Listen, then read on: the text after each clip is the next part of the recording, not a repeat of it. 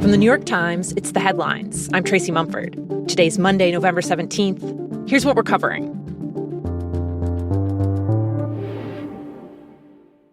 Late last night, in a sudden reversal, President Trump said he's now backing efforts to release the Epstein files. For months, the White House had been urging Republicans not to support a bipartisan measure in the House that would compel the Justice Department to release documents from its investigation into the convicted sex offender. Now, Trump says Republicans should vote to release the files, quote, because we have nothing to hide. His dramatic shift comes as the president faced the possibility that dozens of GOP lawmakers were preparing to break ranks with him and support the measure in a vote this week. I think we could have a deluge of Republicans. There could be 100 or more. I'm hoping to get a veto-proof majority on this. Republican Representative Thomas Massie of Kentucky, the longtime Trump critic who's been leading the effort to push for the files' release, said earlier on Sunday he was confident he had the votes. I've never said that these files will implicate Donald Trump. I really don't think that they will. I think he's trying to protect a bunch of rich and powerful friends, billionaires, donors to his campaign. That's my operating theory on why he's trying so hard to keep these files closed. Trump's connections to Epstein, who he was friendly with up until the early 2000s, have been under intense scrutiny. And that only ratcheted up last week when lawmakers released thousands of Epstein's emails. The messages included statements from Epstein that Trump, quote, spent hours at his house with one of his victims, and that he, quote, knew about the girls. Now, in his post on social media announcing his reversal, Trump wrote, it's time to move on from this Democrat hoax perpetrated by radical left lunatics in order to deflect from the great success of the Republican Party. For the moment, it's unclear if or when the Justice Department, which Trump tightly controls, will move to release any of the files.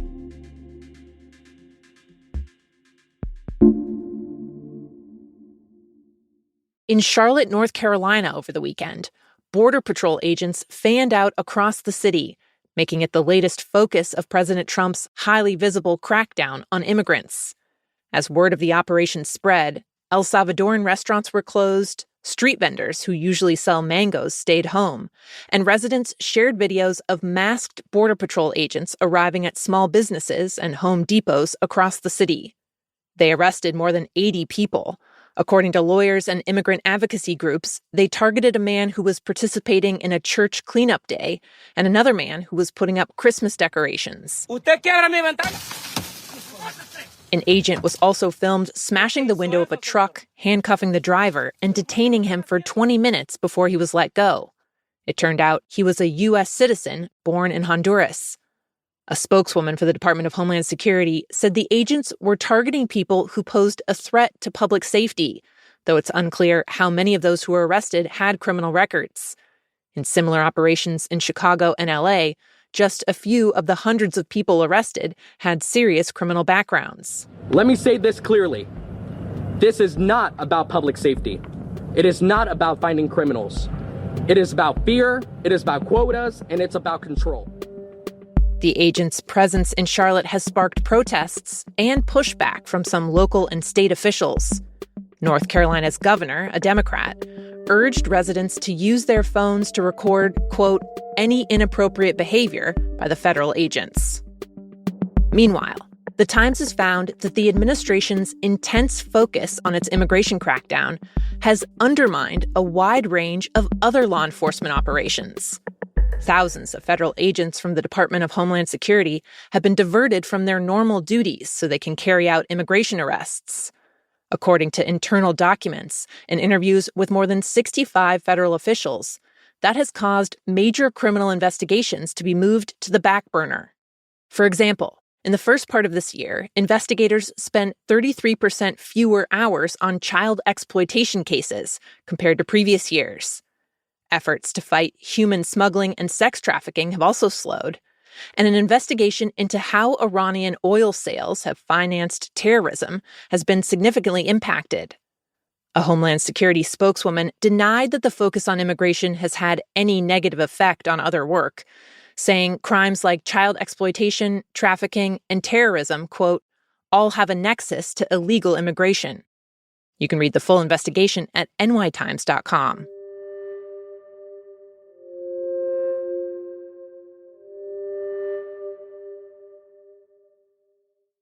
Now, two other quick updates on the Trump administration.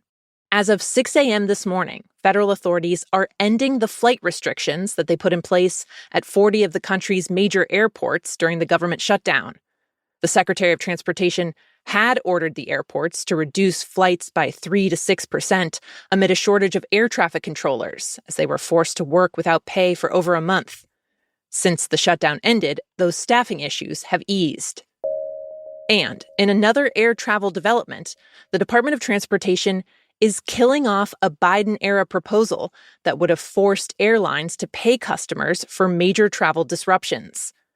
The rule would have guaranteed up to $775 in cash, along with meals and lodging, for people delayed 3 hours or more for non-weather-related reasons. It was a move that passenger rights advocates said would ensure a basic level of care for travelers and incentivize airlines to keep flights on time. But it faced pushback from the airline industry, and the administration says removing the proposal will allow airlines to, quote, compete on the services and compensation that they provide to passengers.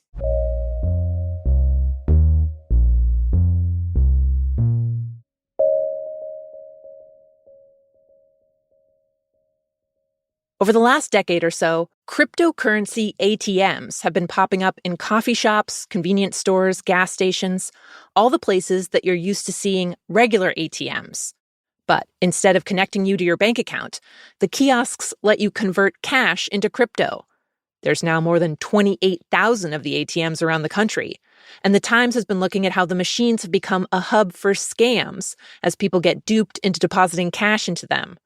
For example, a real estate agent in Wisconsin made 19 deposits, thinking they were going to a man that she met on a dating app. He turned out not to be real, and she lost almost $100,000.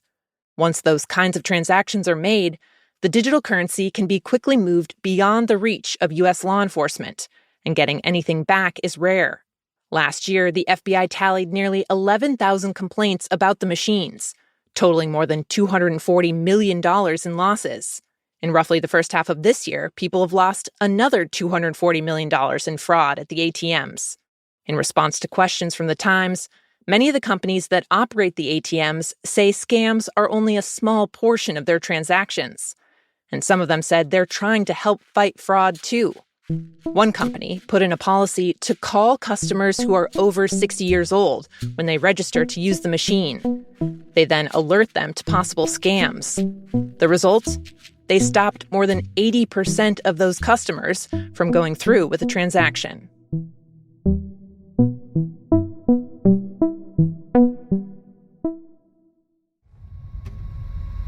Here's what I want you to understand.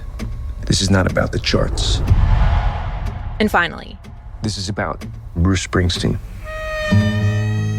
It was supposed to be a blockbuster season for Hollywood. In the past few months, studios have poured cash into marketing their latest slate of films, many of them with big names, like Jeremy Allen White playing Bruce Springsteen. I'm stuck between wanting to do something and not wanting to do anything at all. There was also the Jennifer Lawrence, Robert Pattinson drama, Die, My Love. Good luck. Good luck and knock out. And Sydney Sweeney throwing punches in the boxing biopic Christie. Not to mention movies with Keanu Reeves, Dwayne Johnson, Russell Crowe. But not one of the 25 comedies or dramas released to North American theaters recently has become a hit. Many of them have completely flopped. After the Hunt, which starred Julia Roberts, cost $70 million to make. In its first month in theaters in the US and Canada, it brought in just $3.3 million. There's been a lot of finger-pointing about what's gone wrong. Is it the audience's fault for only wanting to see big-budget franchises and superhero sequels? Is it the theater's fault for raising ticket prices? Is it the movies themselves, even though many were critically acclaimed? Or is it that everyone's just gotten too used to watching Netflix at home? There are a lot of questions, but no clear answers, just kind of a growing sense of doom. The October box office was the lowest on record, not counting 2020 when theaters were closed.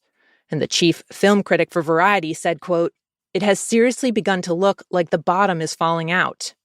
Now, there are still a few big movies left to come out this year, including Marty Supreme, a drama starring Timothée Chalamet. But It's a lot of pressure to put on a movie about a ping pong player from the 1950s. Those are the headlines. Today on The Daily, a look at President Trump's proposal to make buying a house more affordable, including his idea for 50-year mortgages. You can listen to that in the New York Times app or wherever you get your podcasts. I'm Tracy Mumford. We'll be back tomorrow.